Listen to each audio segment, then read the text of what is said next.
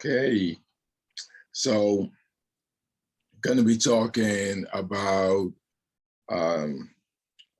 overcoming the world. One of the things that we got to remember is, so when Jerry was saying that, oh, that so what message, that so what message that is a way of thinking that actually overcomes the world. Because the world's way of thinking is a way that actually tells you that unless you can have a so what attitude, you gotta, and you don't gotta, right? And this is a text that says that 1 John 5, let's start from verse 1. Whoever believes that Jesus is the Christ is born of God. And whoever loves the Father loves the child born of him. Understand one thing. When we start talking about a belief, we are talking about a reality, something that someone really believes from their heart. It's internalized. So we're not talking about a doctrine. You can't come to me and I say to you, oh, just go and believe this, what's on this sheet, this is what we believe, this apart, just go and believe this. So that would not be belief. That would be more mental assent.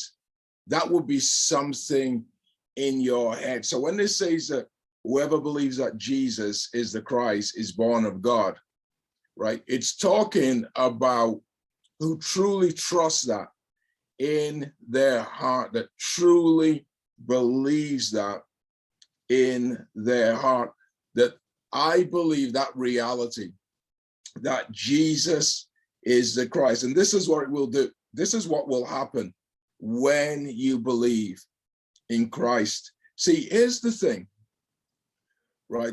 There is a lot of people in this world do not want Christianity because, quite frankly, there's a lot of people that have a mental assent in their mind, but they don't truly have belief. And we're going to pray at the end of this message to make sure that everyone has it. So, as I said, belief is a trust that is in your heart. It's there. It's full all the time. Whereas mental assent is more of a thought, an idea in your mind. Yeah, I should believe it, but I really don't. In other words, this thing about Christ stays in your head. It's not really in your heart. Isn't it a great example of mental assent? Peter, when he denied Christ, that's a great example of him not really believing what he professed to believe. And when Peter has real faith, when it's truly in his heart, we know from extra biblical literature, he said when he was being crucified, Peter was martyred in Rome when he was being crucified. I'm not worthy to die like my Lord. That is real belief.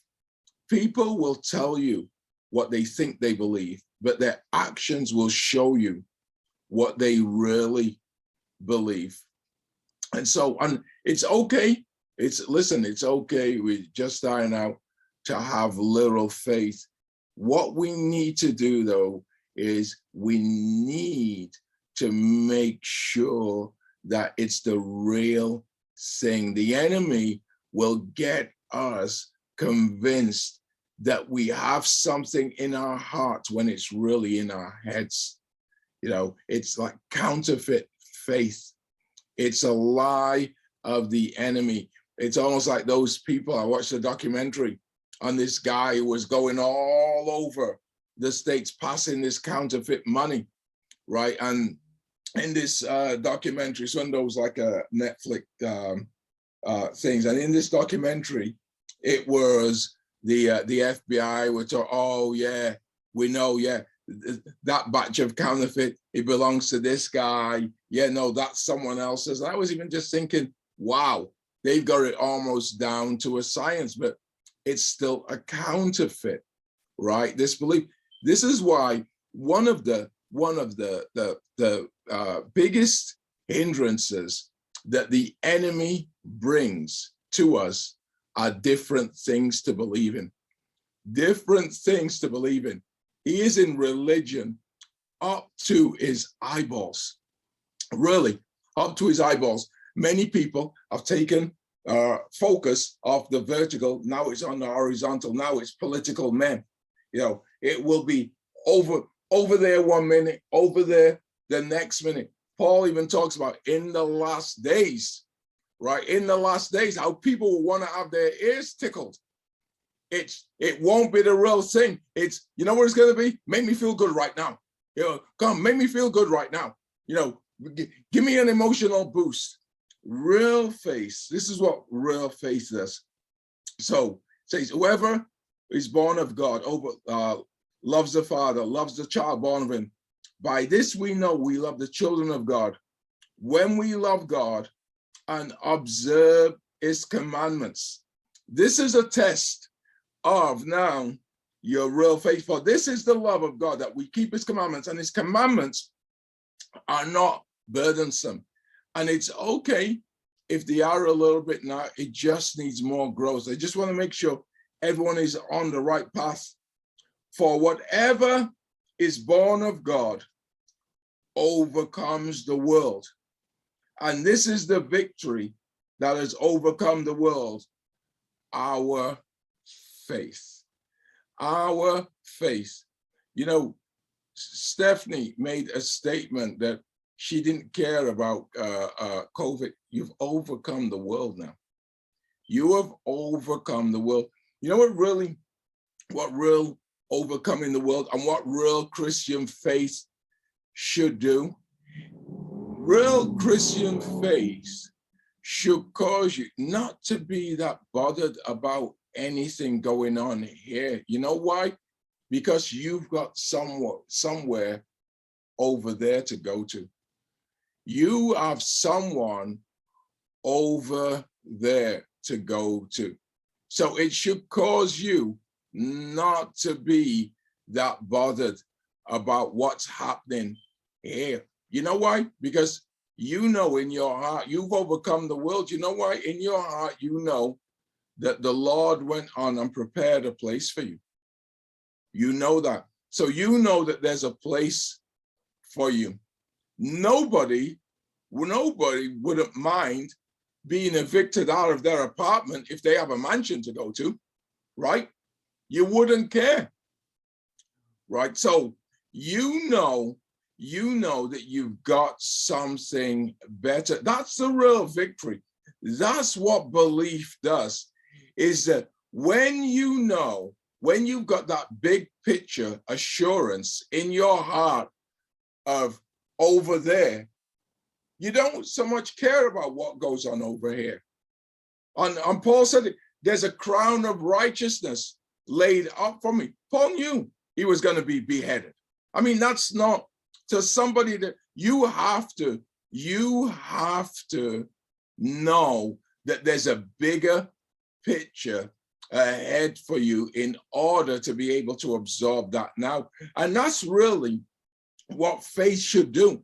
That's what believing in the eternal should do. It's very, very practical. It's knowing that there's a bigger picture ahead of you, and knowing that that bigger picture ahead of you enables to be able to face the day-to-day picture right now. That's what faith should do. It should take away the anxiety. A lot of people, you know why a lot of people have anxiety? Because they don't know what's ahead. They don't know what's ahead. That's why a lot of people have anxiety. A lot of people are depressed because they don't know what's ahead.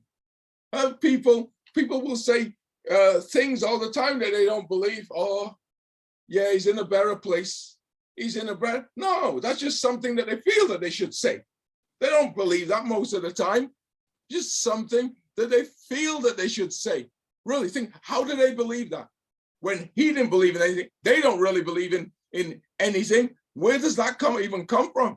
No, it's just something that they say. Almost like you go to a person and say, you're a good person. Yeah, I'm a good person. Yeah, please. It's just something that they feel that they should say. Are you spiritual? Yeah, I'm spiritual, even though they don't even know what that means. It's just something that they say. What I am talking about is I am talking about real assurance. There are people, nothing in this world can give you assurance. There's a lot of people who actually say, oh yeah, you know, I'll have a lot of assurance. You know what? When I'm wealthy and all of that. Let me tell you, some of the most anxious people, and I was in the finance business, some of the anxious people are people with money. You know what they're anxious about? Losing it. Losing it. I'm telling you, losing it. Don't think that, oh, you get to, there's nothing in this world that can give you this security. You have to go out of the world for it. This is why it says, look, for whatever is born of God overcomes the world. And this is the victory that has overcome the world. Our faith, not our money, nor our education, not where we live, not the family that we come from. Look at royal family. This is one of the most dysfunctional families on the planet. Really, there's nothing, doesn't matter. They say, oh, our aristocracy, or our bloodline, please. No, there's nothing whatsoever that can give you this assurance except this belief in your heart. That will give you a confidence. And you know, it changes your life. It gives you the ability to be able to sleep, to be able to be energized, to be able to be more productive. There are people who have mansions, so many bedrooms, they can hardly count them. They can't get to sleep in any of those bedrooms. What good are they? Can't get to sleep in any of them. They're so anxious. Really? Oh, who's coming for me? Oh, who wants this from me? Oh, what's going on? There are people whose families are fighting over their money before they've even died. Before they've even died. Really? Our victory is outside of this world. It's the faith. But once you've got this faith from outside of this world, it enables you to then conquer this world. That's it. Jesus has overcome this world. You know, one time, I looked at life. My life was so tragic and so traumatized. Let me tell you something. It was a gift. If I could have just faded into non-existence quietly, oh, that would have been a gift for me. And that's how I was looking at life, really, because there was nothing to look forward to. This faith is a very practical thing. It gives you the ability to overcome on a day-to-day basis what's going on. It's not even like you won't have problems. Yes, you will have problems, but they won't affect you at all. I'm telling you, they will not affect you at all whatsoever. Really, as I said, really never. One time I worried about everything. Now I worry about nothing. As I said, if a worry comes for a fleeting moment, I treat it like a hotel. Check in, check out, in, out. Really, my son said, Dad, you don't really worry about anything. That's the faith. We got to get to the point where nothing bothers us. In this world, we'll have trials and tribulations, but be of good cheer. I've overcome the world. We have this attitude almost like we need status. No, we need this, we need that to overcome the world. No, you don't fight fire with fire. You fight fire with water. You need to get something else outside of this world to be able, something else that's proven to overcome this world. And it's Christ's victory. The Bible says that Jesus Christ was made manifest to destroy the work of the devil. 1 John 3, verse 8. 1 John 3, verse 8. In fact, I want to even read this.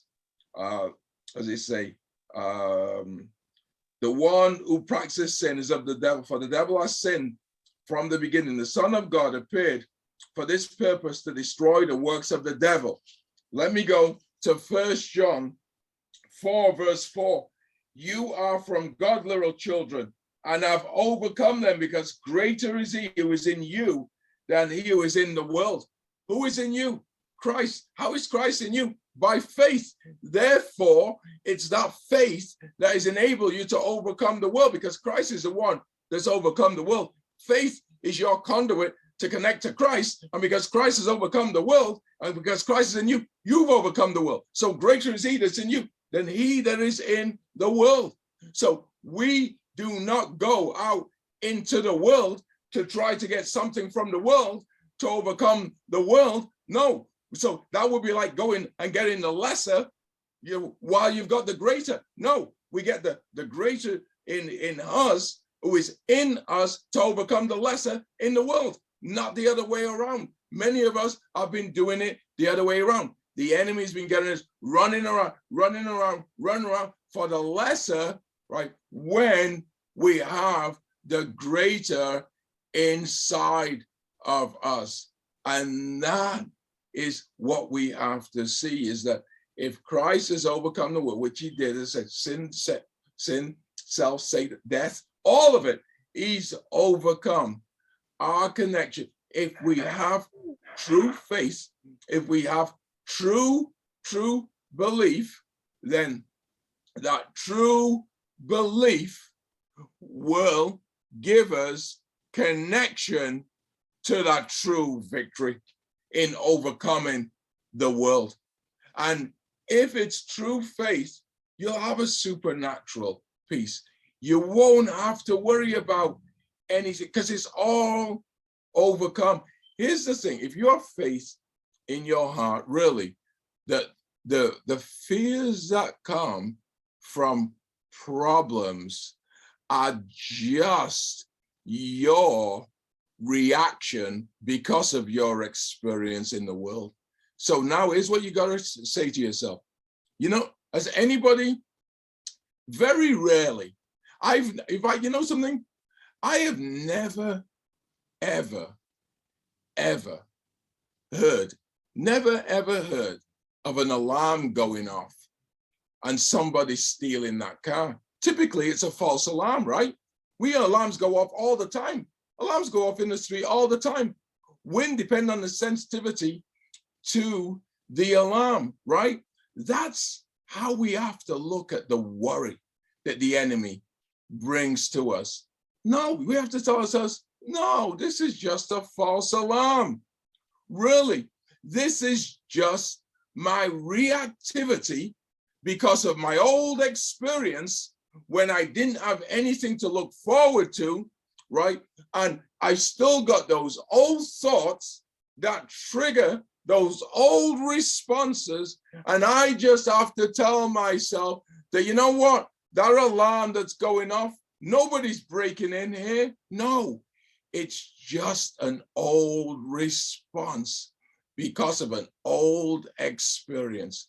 But I have got the greater who is in me. So because the greater who is in me now, I just tell my mind, I redirect that thought, nothing to worry about. In fact, do you know something?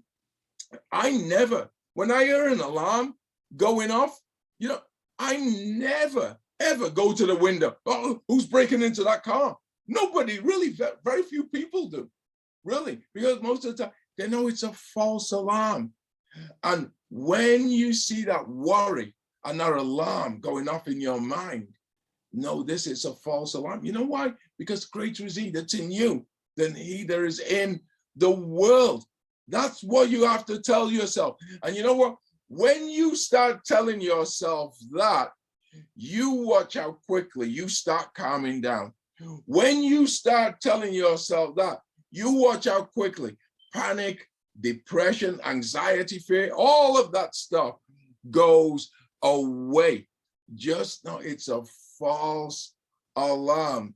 I mean, some of these streets, and you imagine downtown, working downtown, there's an alarm going off downtown all the time. People will be forever in their windows. Really. There's buses going by, right? Depending on the sensitivity of the alarm system, because a lot of these alarms now are based on sensors. Wind can make an alarm go off, right? I mean, come on, but the same thing too. We are sensitive to our old experiences, and things trigger us all the time. When that worry goes off, you know what? Greater is he that's in me than he that is in the world. When that worry goes off, my faith has given me the victory to overcome the world. So I can be peaceful now. You have got to have that peaceful mind. You've got to have that peaceful sense of self now, based on your eternity later, so you can produce your maximum productivity now. It's very, very, very essential, because it robs from you. If you are alarmed, you're not using your mind. In fact, your mind's resources are being sucked away on things that are not even real. They are mythical. Imagine if I was trying to relax in certain streets, right? Trying to watch a movie, trying to relax, do something relaxing. And every time your alarm went up, boom, hurry up, boom. Every minute, boom. I mean, we just had a really, really bad storm, right? Alarms going off all over the place. We had a storm 3 days. Was it 3 days? I think it was, right, Sandy? From Monday to about, in fact, actually, technically, the rain really just stopped yesterday, since the beginning of the week, right? I mean, really imagine the amount of alarms that were going off. Boom, boom, boom, boom. It would wear you out being hyper vigilant. That's what I'm saying. Your faith gives you confidence in the victory that Christ gave you and the promise that is coming to you, so that you can have peace right now. That's what we have to understand. Don't let the enemy get you to think, oh no, you'll have peace when you get to heaven. You have chaos now. No, no, no, no, no, no. You have peace right now. In fact, Jesus even said it. John 16, verse 33, in this world you'll have trials and tribulations, but be of good cheer. I have overcome this world.